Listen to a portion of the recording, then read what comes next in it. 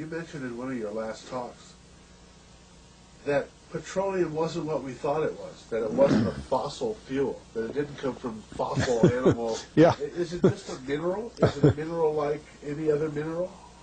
Is that how it, what would you say?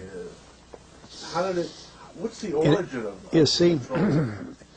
when they first found petroleum, because they were beginning to make motors and needed on axles of wheels on railroad trains and all that sort of thing, and remember, trains started in the beginning of the 19th century, then oil went from just a lubricant to a fuel, and it made it valuable. And Rockefeller happened to be the smartest man in the business at the time, but he made most of his money, or much of it, off the transport of the petroleum as well as selling it.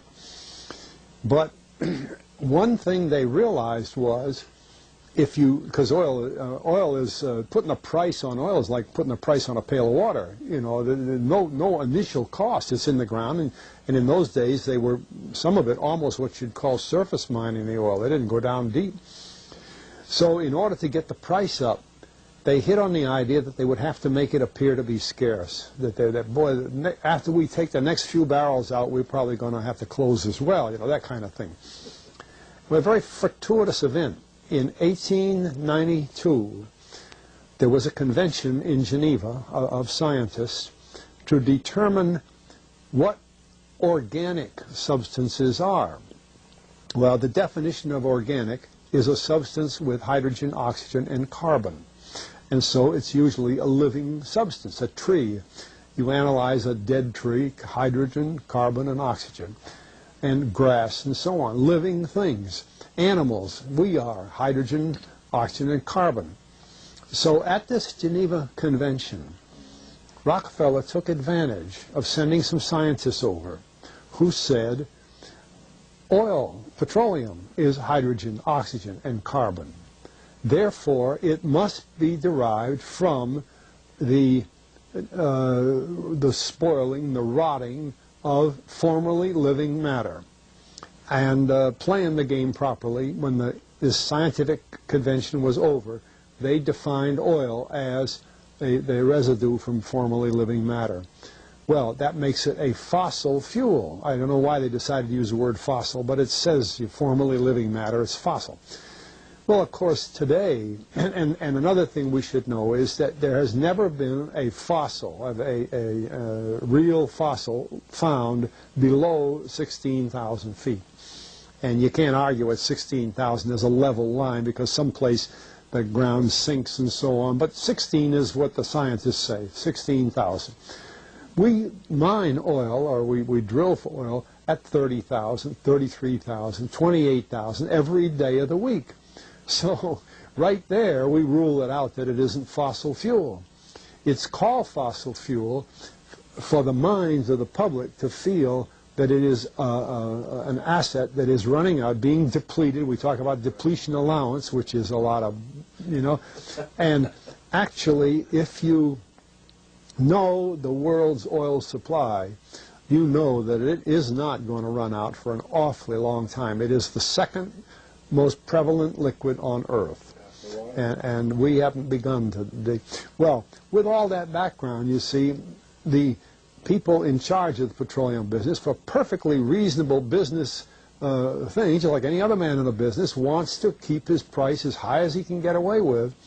And the way to do is just say, well, there's no more. The last barrel is going to cost $1,000, and then it's all done. And they preach that stuff. What bothers me is that in geology books, it's in there. The geologists say it's a fossil fuel.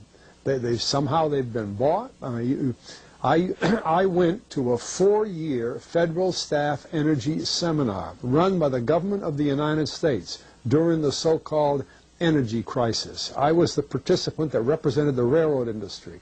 The airline industry was there. Every AA, administrative assistant of senators and congressmen, was there. The CIA was there, the Defense Department was there, the State Department was there. Sometimes sitting right in front of me in the row would be Henry Kissinger with his friend, the head of Department of Defense, That's too bad I can't put the names with them. But anyway, people like that, top men in the government, sitting there listening to the Federal Staff Energy Seminar. Well, what this was doing is for 4 years, they were teaching a propaganda line to the leading people in this country, and therefore to the leading people in the world, when you include the Schlesingers, Kissinger and Schlesinger, among others. And the object of it was, as Kissinger used in his own terms when it was time for him to speak, to create a world price for oil.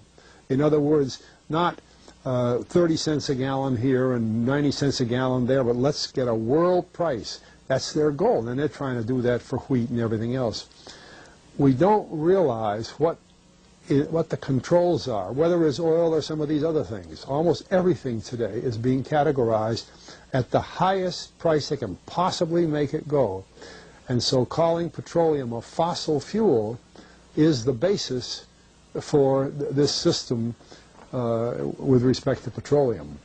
And I don't know if the name Arthur Kantrowitz rings any bell. Arthur Kantrowitz is the head of the Kantrowitz Labs set up by the Avco company near Boston, scientific laboratories. And a great man in the scientific world. And Kantrowitz and I were sitting at a table at this seminar once, and the table happened to be all young college grad, PhD geologists. And so just to get a conversation started, I turned to Kantrowitz and I said, Arthur, what do you think about this foolishness of these speakers talking about fossil fuel? And it was kind of put up. He started laughing. He said, you know, that gets me. He says, I don't have a geology degree, but he had 1,000 other degrees. And he said, I don't understand. He said, you'd think that these heads, these other fellows at the table, we did it on purpose, start listening, you know. And he asked, he said, are you gentlemen? He says, you're here at the meeting. Are you gentlemen by any chance geologists? And one fellow, yes, I am. And the other, yeah. He said, well, why don't you tell me? He said, why is oil? You know, and he went on like that. We brought the house down because nobody could argue with Kantrowitz. He like Einstein. People aren't going to. And he told him right there. He said, just drop it.